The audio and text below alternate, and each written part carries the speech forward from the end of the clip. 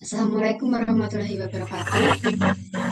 Pada kesempatan kali ini kami akan mempresentasikan sistem manajemen lingkungan pada PT Pertamina Unit 4 Balongan. Sebelumnya, di sini kami dari kelompok 1 kelas TIE yang beranggotakan 4 mahasiswa, yaitu Intan Putri Santosa, Atia Nurul Syifa, Adinda Aulia Putri, dan Ilham Cahya Kurniado. Yang pertama adalah mengenai gambaran umum PT Pertamina.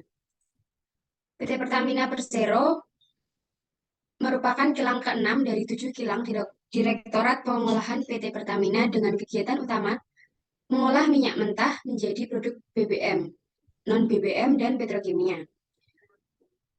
Refinery Unit 6 Balongan berlokasi di Kabupaten Indramayu, Jawa Barat, diresmikan oleh Presiden Soeharto pada 24 Mei 1995. RU 6 Balongan mengolah minyak mentah jenis heavy crude dengan kapasitas pengolahan sebesar 125.000 barel per hari.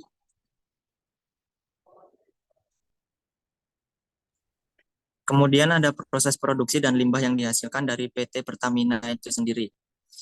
Yang mencakup pertama limbah B3, kedua limbah non B3, dan ketiga adalah emisi.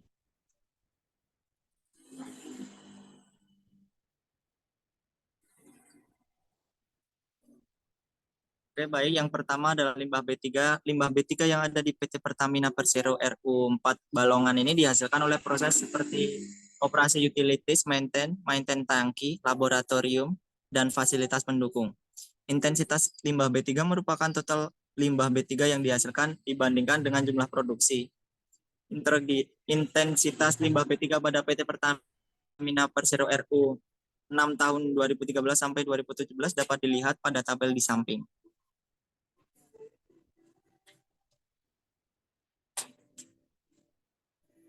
Yang kedua ada limbah non B3. Limbah non B3 yang ada di PT Pertamina Persero RU 4 Balongan ini dihasilkan dari proses maintenance fasilitas.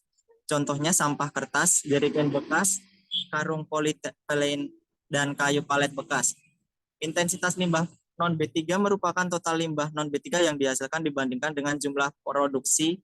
Intensitas limbah B3 pada PT Pertamina Persero RU 6 tahun 2013 sampai 2017 dapat dilihat pada tabel di samping. Dan yang ketiga, yaitu emisi. Sumber emisi terbesar di PT Pertamina Persero RU 6 Balongan berasal dari berbagai unit proses seperti boiler, heater, flare, dan lain-lain. Intensitas emisi merupakan total emisi dibandingkan dengan total produksi. Intensitas emisi GRK dan gas konversi PT Pertamina Persero RU 6 Balongan dapat dilihat pada tabel 6 seperti berikut.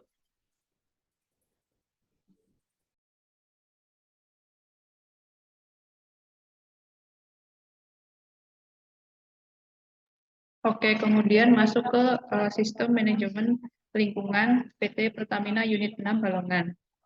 Oke, jadi PT Pertamina Unit 6 Balongan memiliki komitmen yang besar terhadap pengelolaan lingkungan dengan menerapkan sistem manajemen lingkungan yang sesuai dengan standar internasional atau ISO 14001 dan telah memiliki sertifikasi ISO 14001-205 oleh Badan Resmi Sertifikat yang telah diakui oleh SGS.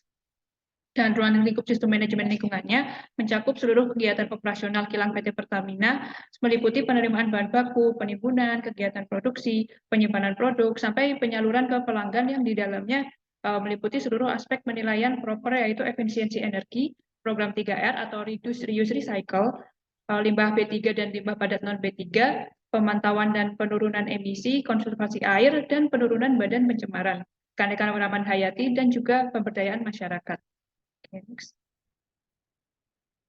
Nah, untuk upaya dan program-programnya sendiri, yang pertama ada efisiensi energi. Yang pertama ada metode memecahkan deposit di lubang orifice chamber unit RCC dan menembakkannya ke bola keramik.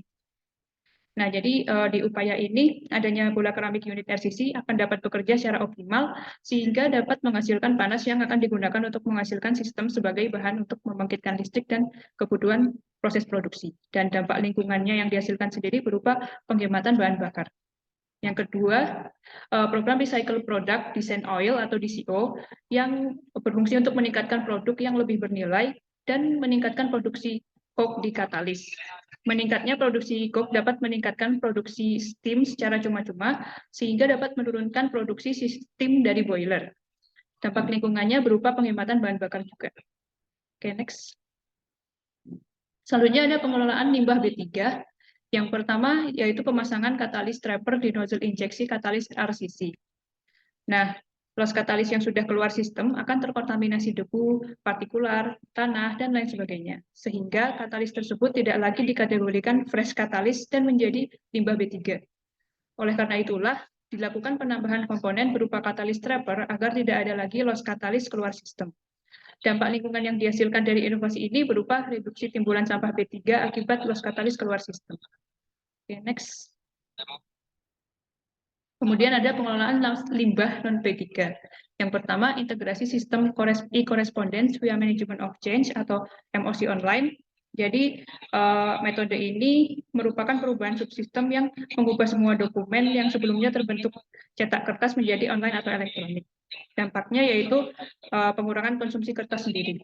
Next-nya ada pengelolaan sampah kertas menjadi media tanam fase vegetatif.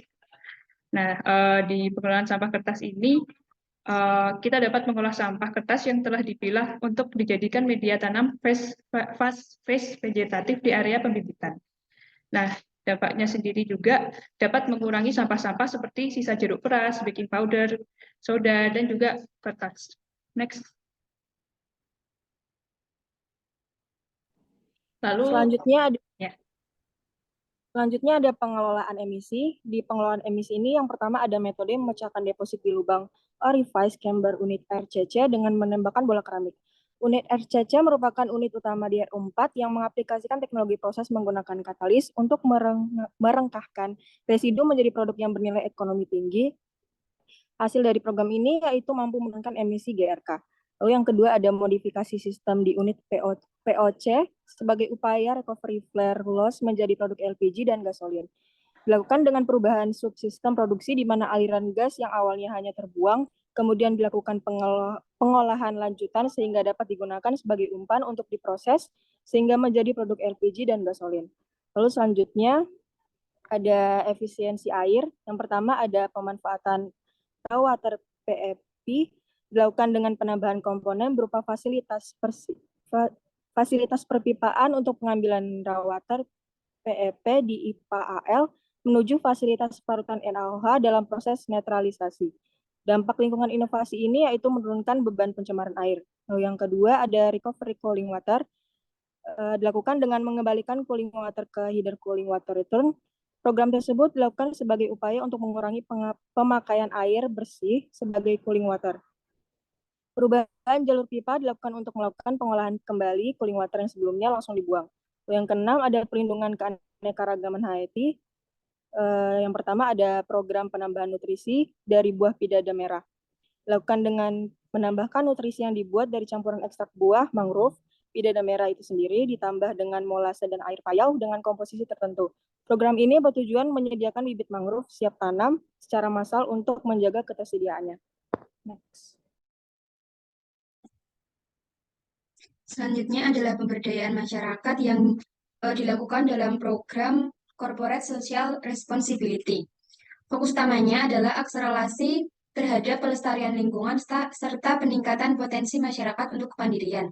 Pada hal ini, PT Pertamina mewujudkannya dalam bentuk kegiatan pengembangan arboretum mangrove yang terintegrasi dengan program ekowisata mangrove berbasis edupark di Desa Pabean Udik, Kabupaten Indramayu.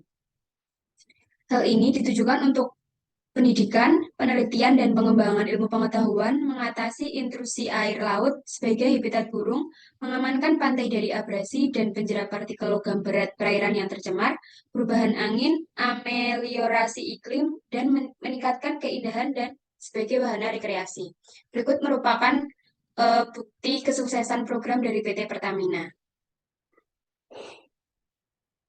Sekian dari kami. Mohon maaf apabila ada salah kata. Terima kasih. Wassalamualaikum warahmatullahi wabarakatuh.